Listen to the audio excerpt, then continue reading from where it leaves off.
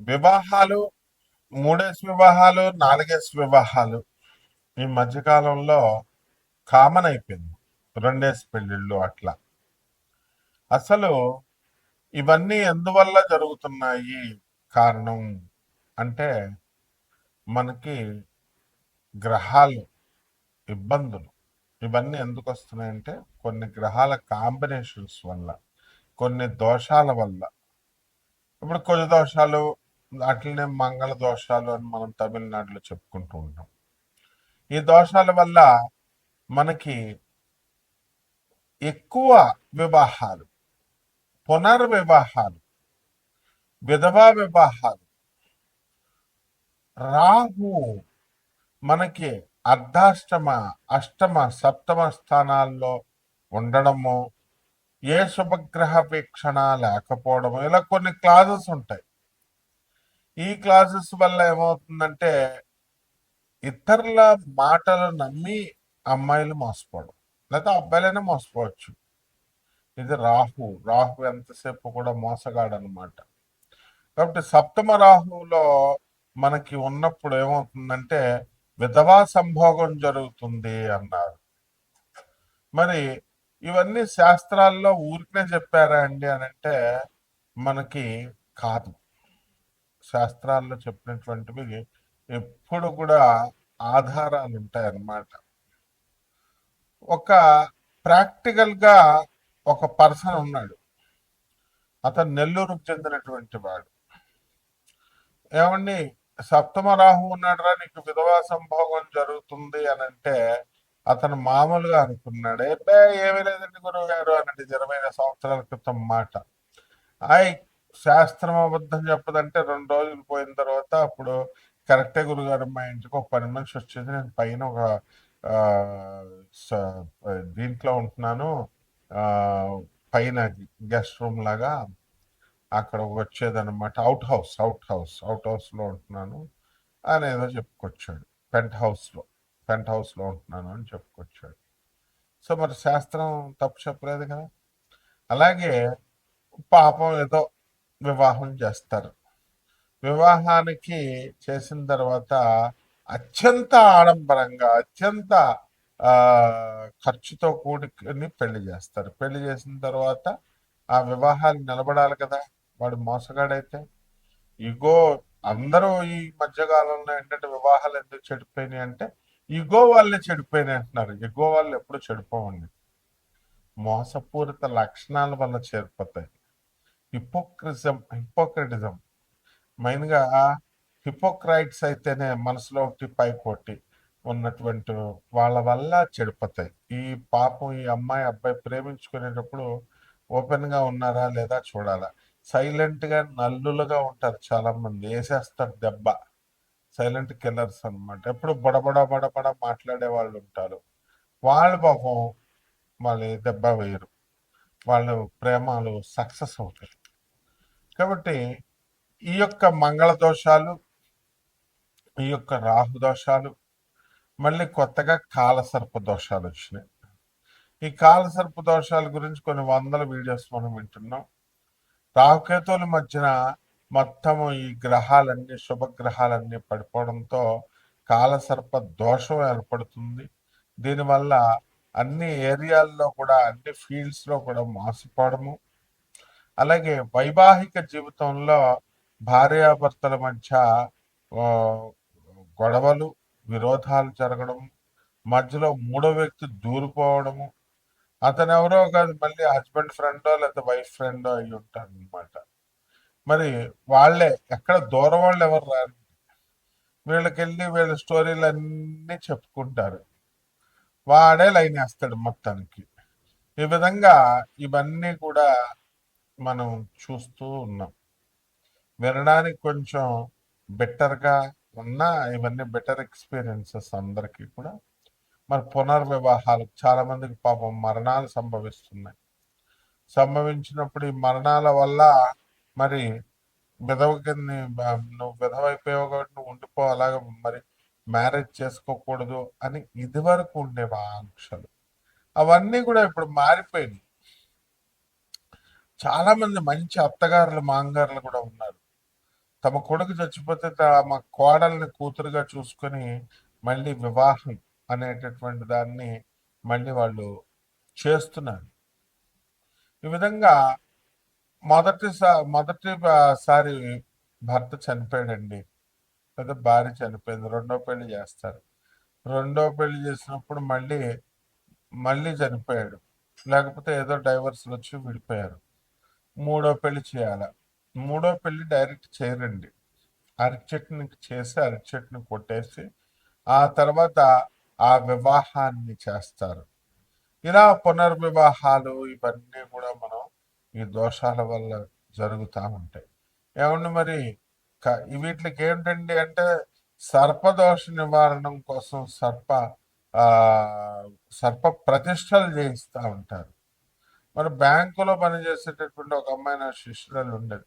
ఈ ఏమండి నాకు ఉన్నటువంటి దోషాలకి పంతులు గారిని అడిగాను, పూనకాల ఆవిడని అడిగాను. అందరూ కూడా సర్పదోషాలు ఉన్నాయన్నారు. ఆ సర్పదోషాలు మనం చేయించుకున్నాం. సర్పదోషాలు చేయించుకుంటే మనకి ఏమైందండి, సర్పదోషాలకి మరి నాకేం పని అవ్వలేదు, 3.5 లక్షలు అప్పు అయిందండి అన్నారు. ఇలా ఈ సర్పదోషాలు, ఈ సుబ్రహ్మణ్యేశ్వర స్వామి వారి యొక్క ఆరాధనలు, అర్చనలు, వీటిలన్నిటి వల్ల మనకి ఈ యొక్క పునర్వివాహాలు అనేటటువంటిది, మారు వివాహాలు, ఎక్కువ వివాహాలు, ఇలాంటివన్నీ కూడా కొంతవరకు కంట్రోల్ అవుతాయి అన్నమాట. అంటే వీటిలన్నిటికి కారణం సుబ్రహ్మణ్యేశ్వర స్వాముల వారు. కాబట్టి మనము ఈ యొక్క వైవాహిక జీవితాల్లో వచ్చేటటువంటి సమస్యల్ని మనం ఈ గోచార రీత్యా వచ్చేటటువంటివన్నీ కూడా మనం చెప్పుకుంటున్నాం. ఇవి కామన్ ప్లాట్ఫారం మీద జరిగేటటువంటివి.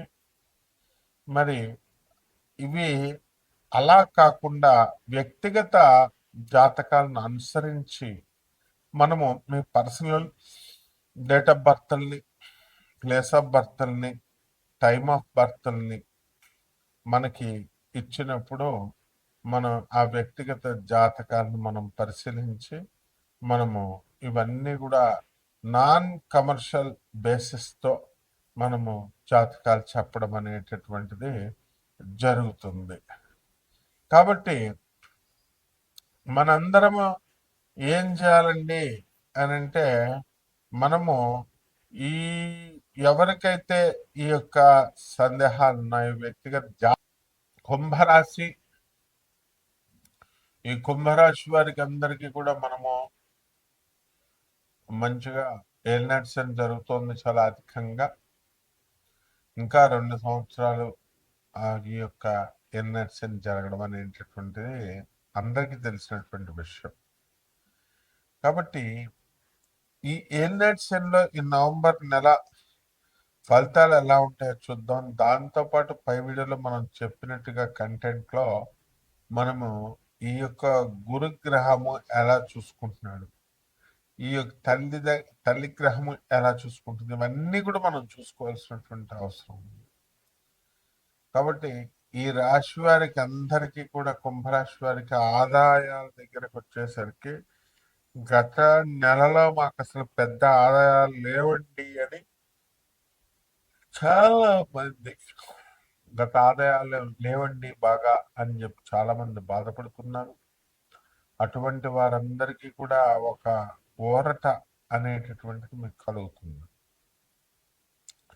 ఇక ఏలినాటి సమయం జరిగేటటువంటి సమయంలో అత్తగారులు, ఆడబడుచులు వేధించడం అనేటటువంటిది సహజమైనటువంటి విషయం.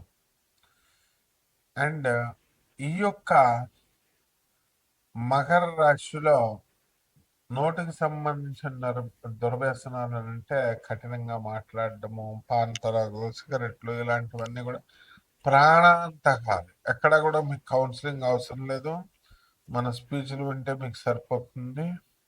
మరి ఇవన్నీ కూడా ఈ అలవాట్లన్నింటినీ కూడా కొంచెం జాగ్రత్తగా ఇచ్చేసుకోండి. ఇక ఆదాయాలు గత నెల కంటే కూడా బాగా పెరుగుతాయి. అదేవిధంగా ఖర్చులు కూడా అధికంగా ఖర్చు అవుతూ ఉంటాయి.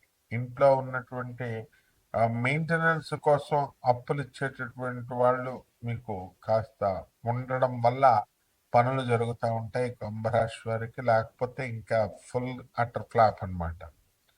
ఇందులో ఈ కుంభరాశి వారికి ఏంటంటే ఆటోమేటిక్గా ఉన్నత స్థాయి పరిచయంతో పాటు మనకి అనేకమైనటువంటి సంపదలు చేసి పెట్టేటటువంటి కాళీ మహా మంత్రాలు ఇవన్నీ కూడా ఉంటాయి.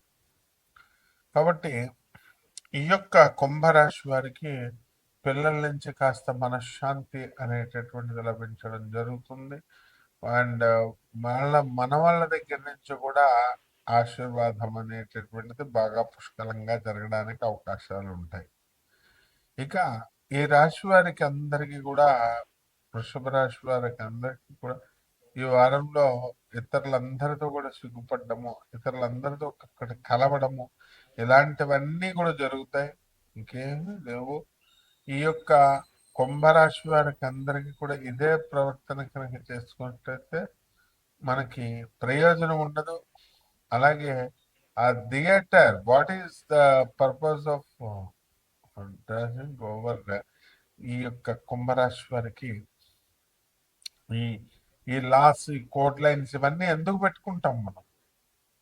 ఏలినాటి శని పరిహారాలు మనకి ఏంటంటే కుంభరాశి వారికి అందరికీ కూడా ఏలినాటి శని నిమిత్తార్థం శని జపం చేసుకోవాలా, శని స్తోత్రాలు చదువుకోవాలా, శనికి కిలోంపావు నల్ల నువ్వుల్ని, నల్లని వస్త్రాన్ని ఇచ్చి పేద బ్రాహ్మణులకి శనివారం నాడు ఉదయం 8 గంటలకి దానం చేసుకోండి. అలాగే దశమహావిద్యల్లో ఒకటైనటువంటి తారా అమ్మవారి యొక్క హోమాన్ని మీ ఇళ్లలో జరిపించుకోండి. అలాగే చక్కగా పగడాల మాల వేసుకోండి. ఈ రకంగా కనుక చేసినట్లయితే ఈ యొక్క శూలధారిణి అయినటువంటి పరమేశ్వరుణ్ణి, అమ్మవారిని, మరి విశాలాక్షిని కూడా మీరు జయించినట్లయితే శుభమస్తు.